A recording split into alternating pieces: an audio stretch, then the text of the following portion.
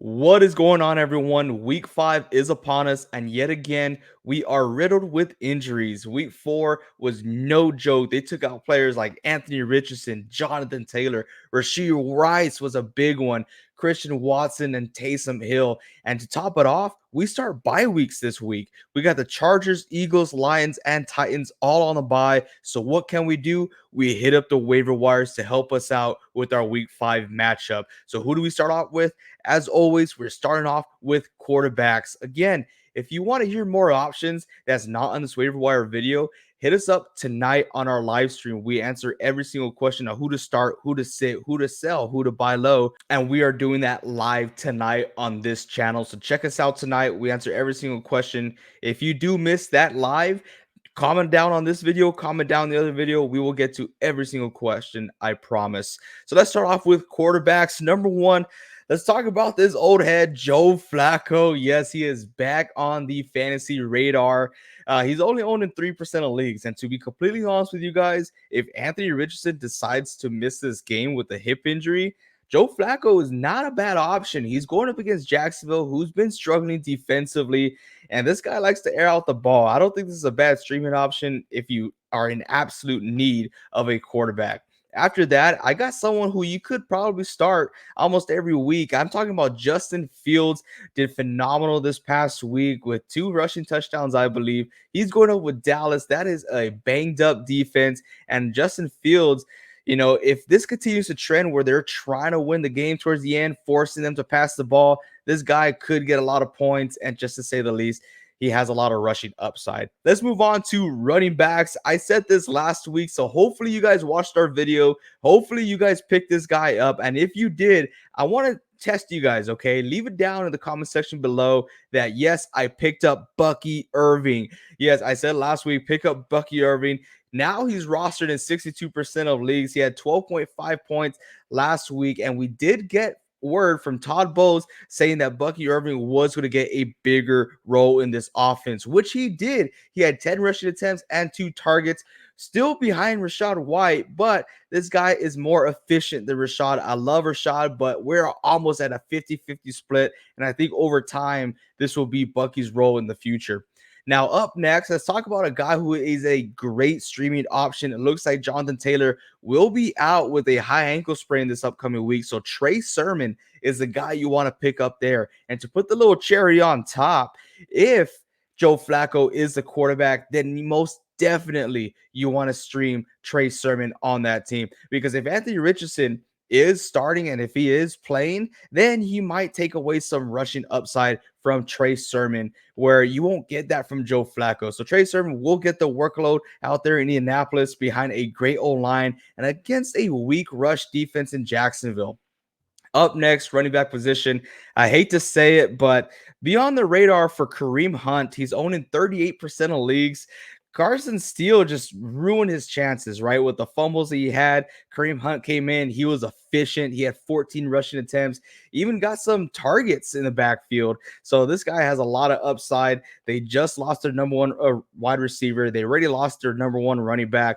Kareem Hunt, he was the most efficient out of the 3. And if we're going forward, I'm going to have to put my bet on Kareem Hunt. So go pick him up. He's owned in 38% of leagues. He's out there. He is available. Up next, let's go up to wide receivers. I've been talking about this guy since week 1, week 2, and I got to talk about this guy again here heading into week 5. Let's talk about Wan'Dale Robinson, right? He is owned in 58% of leagues, so there is a small chance that he is available for you in your league. But this guy, I believe, is averaging 14 targets a game. That's absolutely nuts. He had 14 targets this past game, and this last game, he had 18.1 points in a full PPR league. Now, if we do see Malik Neighbors missing some time, which I don't think he will just reach that 9-day grace period for concussion protocol since it's his first time. I do believe he will still be out there, but Wan'Dale is a great flex option for you, especially if you're in one of those deep leagues. Now, talking about the players that I talked about last week I talked about Xavier Legette. Now, hopefully you guys listened to me. Hopefully you guys picked him up because this guy went nuts, right? He's rostered in 38% of leagues. And with Andy Dalton back there, this is a high passing volume. I can't even say that because Chuba Hubbard's doing great as well. But with Adam Thielen being gone, this guy sees 10 targets, and this offense looks so much different with Andy Dalton back there. So it's going to be super fun. If Adam Thielen does miss some more time, then Xavier Legette is a guy you could possibly stream in your flex position if it is a good matchup for him. Another guy we need to talk about is Dentavion Wicks. I really don't want to talk about a Green Bay wide receiver, but I cannot deny the production that he's putting up. He's rostered in 18% of leagues. He had 24 points last week, reaching the end zone 2 times that game. And a big part of this is due to the injury with Christian Watson. Unfortunate, but this guy gets injured every single year. And Wicks looks like to be the guy to pick up that role. So Wicks will be the wide receiver 2 with a possibility of maybe even making it as a wide receiver 1. But you get Love back in that offense. And now this is no longer a run heavy team. This is a passing team with Jordan Love. I don't think they're going to be behind or get blown out like they did this last game. But I still think there's going to be a high passing volume, which means a lot of opportunity for Wicks. Let's head over to my least favorite position of this year. We're talking about tight ends here. We're going to stick in Green Bay. We're going to talk about Tucker Kraft. He's rostered in 8% of leagues, but looks like he's taking that lead role from now on. And Jordan Love, like I said, this is going to be a passing offense. A lot of volume there. This guy's 9 targets last week, and I do believe that he will keep up this momentum.